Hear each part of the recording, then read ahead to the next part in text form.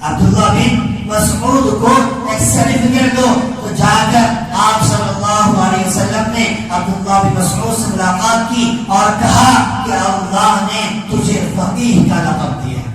اللہ کہہ رہے ہیں انت فقیہ الامہ کہ یہ سب سے بڑا مفتی ہے, یہ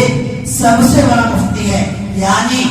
دنیا میں جتنے بھی مفتیان کرام آئیں گے ان تمام مفتیان کرام کا جو سردار ہے وہ عبداللہ بن مسعود ہے. تو آپ صلی اللہ علیہ وسلم کو اللہ نے خطاب کیا کہ جاؤ عبداللہ بن مسعود کو انت فقیہ الامہ کا خطاب کرو اور کہو کہ دنیا میں جتنے مفتی اعظم آئیں گے ان تمام مفتیوں کا سردار آپ. تو عبداللہ بن مسعود رضی اللہ تعالیٰ عنہ, آپ ذرا سوچئے کہ جن کا علم ایسا ہو کہ وہ شخص 6666 آیتوں کا اس طرح علم رکھتا ہو, اس طرح علم رکھتا ہو کہ کیوں نازل ہوئی, کب نازل ہوئی, کیسے نازل ہوئی, اور اس آیت کریمہ کو کیوں نازل کیا گیا تھا, اس کا شان نزول کیا ہے, اور آپ صلی اللہ علیہ وسلم اس وقت کس حالت میں تھے. قرآن کا ایسا علم ہو تو بتاؤ دنیا میں اس سے بڑا کوئی مفتی اعظم ہو سکتا ہے؟ تو اب میں فتویٰ بیان کر رہا ہوں میرے بھائیوں. عبداللہ بن مسعود رضی اللہ تعالیٰ عنہ فرماتے ہیں کہ وہ شخص جو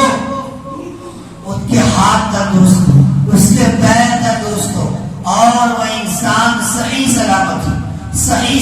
ہو, اس کے باوجود وہ شخص اپنے گھر میں نماز پڑھے تو یہ شخص منافق ہے. میں بھی مفتی ہوں لیکن میں اپنا فتویٰ بیان نہیں کر رہا,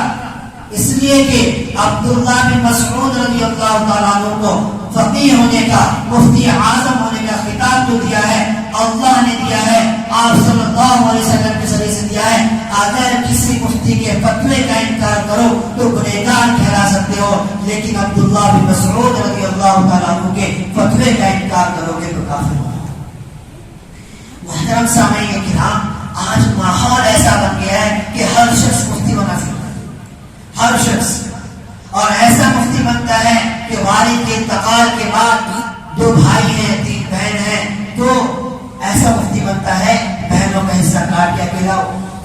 تمام جائیداد کا حقدار بن جاتا ہے, ایسا مفتی بنتا ہے. محترم سامعین, تو عبداللہ بن مسعود رضی اللہ تعالیٰ عنہ اتنے بڑے فقیہ ہیں, وہ کہتے ہیں کہ جس شخص کے اعضاء صحیح سلامت ہو, تندرست ہو, بیمار نہ ہو, ایسی صورت میں اگر وہ شخص گھر میں ہی نماز پڑھتا ہے تو اس کی ایمان ایسا ہے جیسا کہ منافق, گویا کہ وہ منافق ہی ہے. عبداللہ بن مسعود رضی اللہ تعالیٰ